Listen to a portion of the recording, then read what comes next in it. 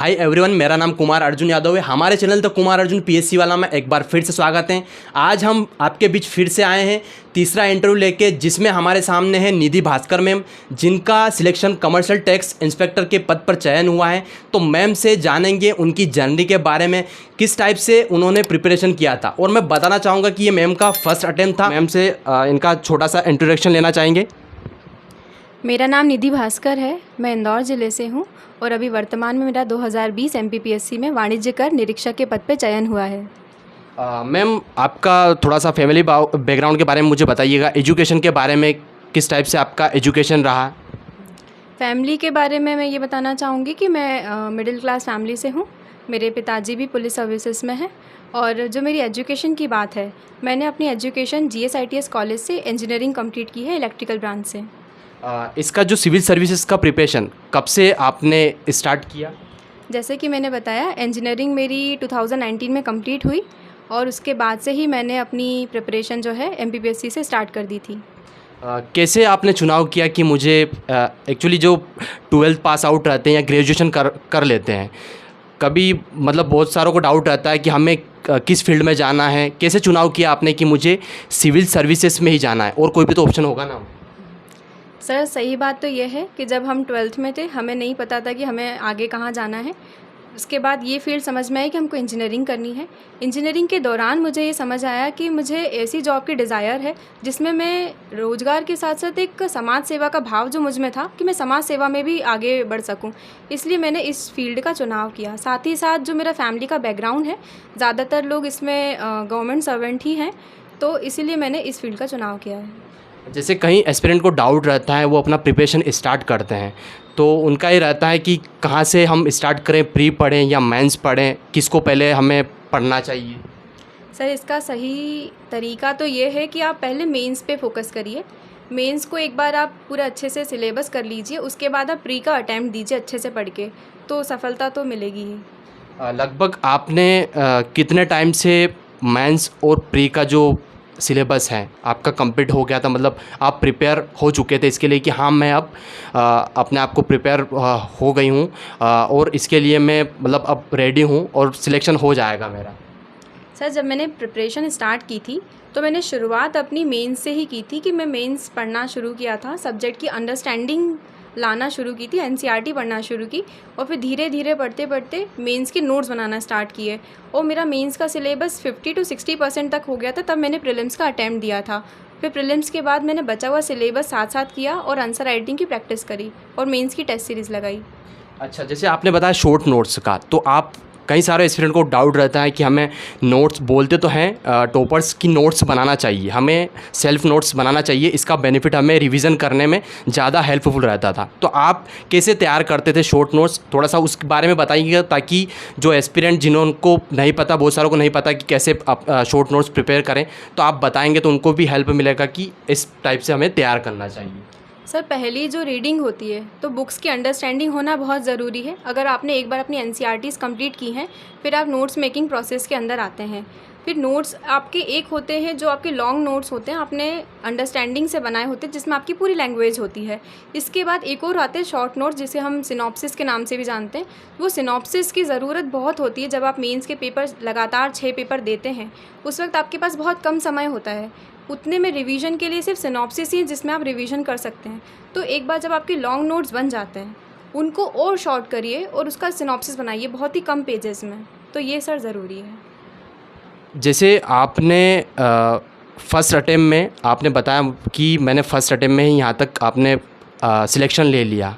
इस दौरान बीच में कई सारा स्ट्रगल रहता है हर एक एस्पिरेंट के बीच में, तो क्या आपकी लाइफ में भी ऐसा कुछ फेस आया है कि यार नहीं, गिव अप कर देना चाहिए, अब नहीं होगा, या फिर इसको स्किप कर दे के दूसरा कुछ एग्ज़ाम का प्रिपरेशन करना चाहिए?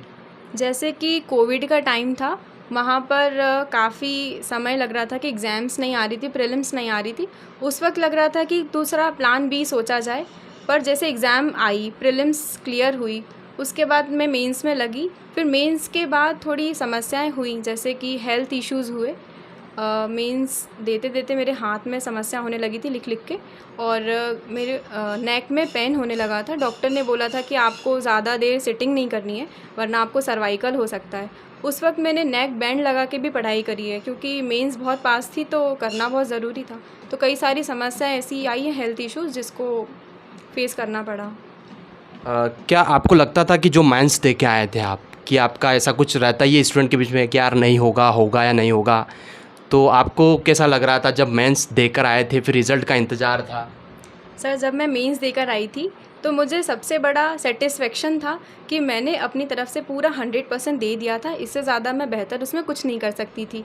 और रिज़ल्ट की बात है तो उस वक्त तक तो हम नहीं जानते हैं कि हमारा रिज़ल्ट कैसा क्या रहेगा, क्योंकि एग्ज़ाम कॉम्पिटिटिव है, दूसरों से कंपेयर करके हमारा रिज़ल्ट बनता है। तो उस वक्त तक तो जानकारी नहीं थी। फिर रिज़ल्ट आने के बाद समझ आया कि जो हमने किया था कई उसका सारे अच्छा। एस्पिरेंट का जो फैमिली बैकग्राउंड ऐसा रहता है कि वो मिडिल क्लास से रहते हैं या फिर नहीं एफर्ट कर पाते कोचिंग वगैरह, तो क्या सेल्फ भी प्रिपरेशन कर सकते हैं?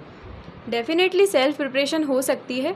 बस ये है कि आपको कोई गाइडेंस की ज़रूरत तो पड़ती है। अगर आपके पास कोई ऐसा गाइड है जो आपको सही राह दिखाए, सही तरीका बताए पढ़ने का, तो आप सेल्फ़ भी बिल्कुल कर सकते हैं। अगर कुछ बच्चे कोचिंग जाते हैं तो वो गाइडेंस के लिए जाते हैं कि उन्हें पढ़ना सीखना होता है कि पढ़ते कैसे हैं। अल्टीमेटली पढ़ना तो हमें ही होता है।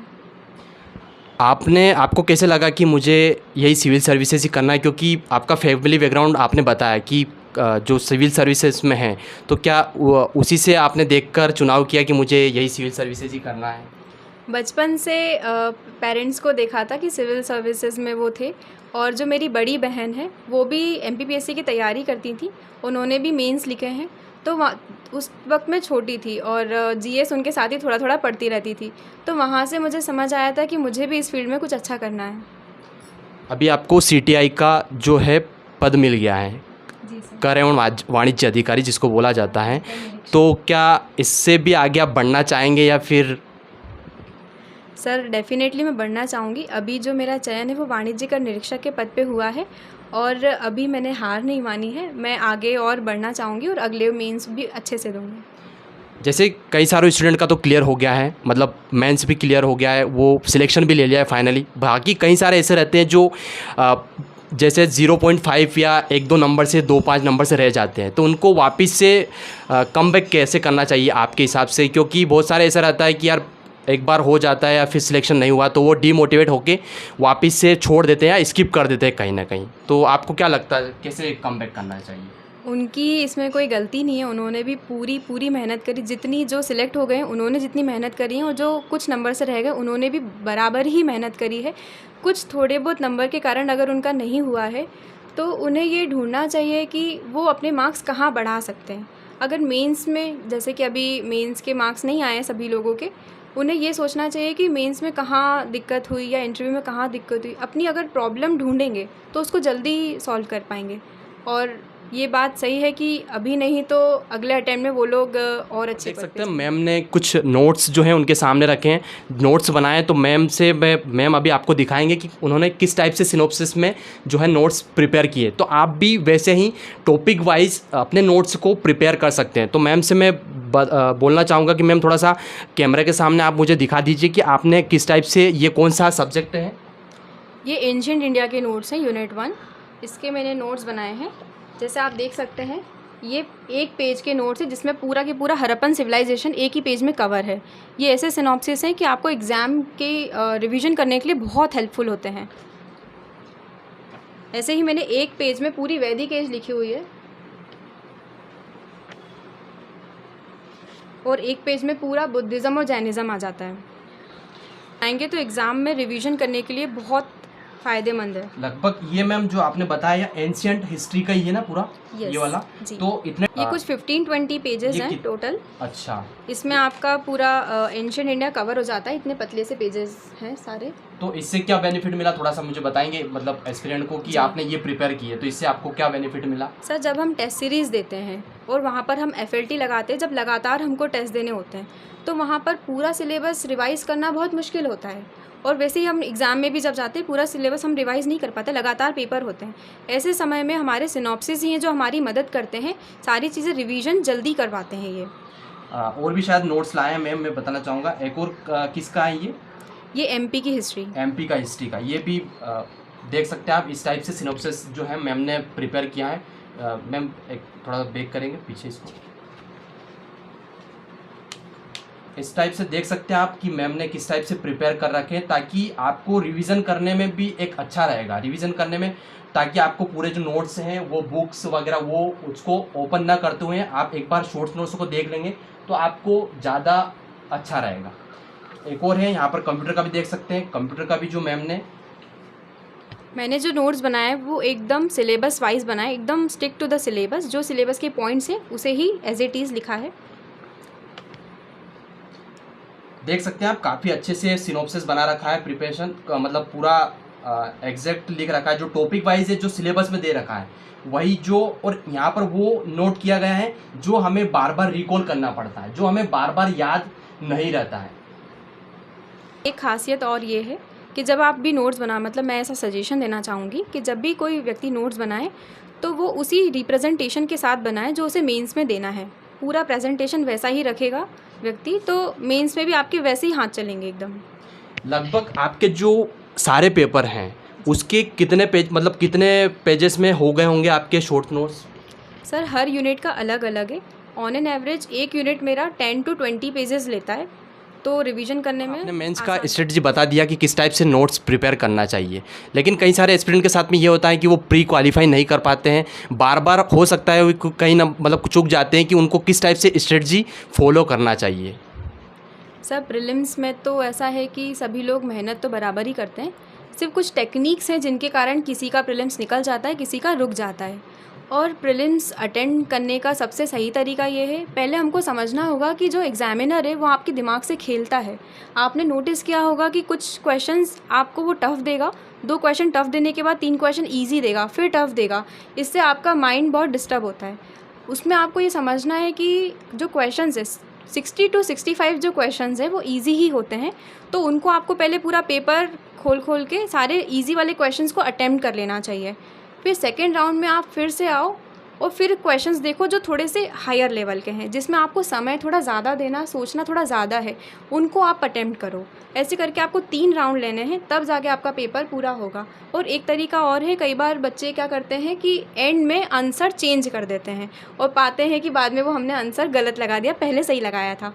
तो उसका भी तरीका ये है कि जब आप स्टार्टिंग के ईजी क्वेश्चन जब ढूंढ के अटेम्प्ट करते हैं तो उसी को साथ ही साथ अपनी आंसर की OMR शीट में हाथों हाथ फिल कर दीजिए, जिससे आप लास्ट में आपका कॉन्फिडेंस डगमगाएगा नहीं और आप जैसा आंसर। कि मैम मैं देख रहा हूँ कि आपने यहाँ पर इतने सारे जो हैं मैप लगा रखे हैं, कई सारे चीज़ें ऐड कर रखी हैं, तो ये कितने टाइम से आपको मतलब इन सब में कब से कर रहे हैं ये चीज़ें, और इनका बेनिफिट क्या है अगर आपने लगा रखे हैं? सर जब मैंने प्रीलिम्स की शुरुआत की थी तो मैंने एक मैप से स्टार्ट किया था, और मुझे फिर लगा कि जो जो चीज़ें मुझे याद नहीं हो रही हैं, जिन्हें मुझे डेली रिवीजन की ज़रूरत है, उन चीज़ों को मैं स्टिकी नोट्स पे लिख के यहाँ पर चिपकाती गई, और धीरे धीरे वो इतने ज़्यादा हो गए तो कई सारे जो प्रीलिम्स के क्वेश्चन है अब डायरेक्टली इससे आ जाते हैं। तो आज भी मैं इन्हें डेली रिवाइज करती हूँ मॉर्निंग में उठ के, ताकि वो चीज़ें मुझे याद रहें। यहाँ पर देखो मैं बताना चाहूँगा आपको कि मैम ने किस टाइप से यहाँ पर कुछ पॉइंट्स में लिख रखे चीज़ें, ताकि कुछ चीज़ें ऐसी रहती है जैसे बार बार हमको याद पढ़ते हुए भी भूल जाते, तो वो चीज़ें यहाँ पर देख सकते हैं। पूरा इस टाइप से पूरा जो बैकग्राउंड है कैमरे के सामने पूरा मैप वाइज यहाँ पे मैम ने लगा रखा है, तो इस टाइप से आप भी जो चीज़ें बार बार आप पढ़ रहे हैं और फिर भी भूल रहे हैं तो वो चीज़ें यहाँ पे लिख सकते हैं। इससे मैम बता रहे थे कि उनको यहाँ से काफ़ी कुछ बेनिफिट मिला, यानी कि यहाँ से डायरेक्टली क्वेश्चन भी बने। कुछ क्वेश्चन ऐसे हैं जो अभी जो लास्ट ईयर का जो प्री हुआ था उसमें यहाँ से डायरेक्टली मैम ने बताया कि क्वेश्चन बने हैं, तो इस टाइप से आप अपने जो स्टडी रूम है वहाँ पर ये लगा सकते हैं। कुछ एस्पिरेंट के लिए कुछ सुझाव, कुछ मैसेज देना चाहेंगे आपकी तरफ से? मेरा मैसेज बस सभी के लिए ये रहेगा कि अगर आप प्रीलिम्स तैयार कर रहे हैं तो अलग स्ट्रैटेजी से करिए, मेंस तैयार कर रहे हैं तो अलग स्ट्रैटेजी से करिए, और इंटरव्यू के लिए एकदम अलग स्ट्रैटेजी होती है। आप सब्जेक्ट की डिमांड के अकॉर्डिंग नोट्स बनाइए, जैसा सब्जेक्ट डिमांड करता है, जैसे एग्ज़ाम डिमांड करती है। अगर कोई व्यक्ति एग्ज़ाम की डिमांड को समझ लेगा तो उसके नोट्स भी वैसे ही होंगे, उसकी आंसर राइटिंग भी उसी के अकॉर्डिंग ही होगी, और फिर मेंस में मार्क्स भी बहुत अच्छे आएंगे। सारी इन्फॉर्मेशन आपको देना था। अगर आपके मन में किसी भी प्रकार का कन्फ्यूज़न है या क्वेरी हो तो हमें कमेंट करके ज़रूर बताएं, और आपको ये वीडियो कैसा लगा ये भी हमें कमेंट करके अपना सुझाव दे सकते हैं। और हमें किस प्रकार से और भी कोई प्रश्न जैसे जो टॉपर्स रहते हैं, लगातार हम आपके लिए वीडियो लाते रहेंगे। अगर और भी कोई प्रश्न हमसे छूट गए हो या रह गए हों तो आप हमको कमेंट कर में बता सकते हैं, तो उन क्वेश्चन को भी हम टॉपर्स से पूछ के आप तक पहुंचा सकते हैं। तो आपको ये वीडियो कैसा लगा कमेंट करके ज़रूर बताएं।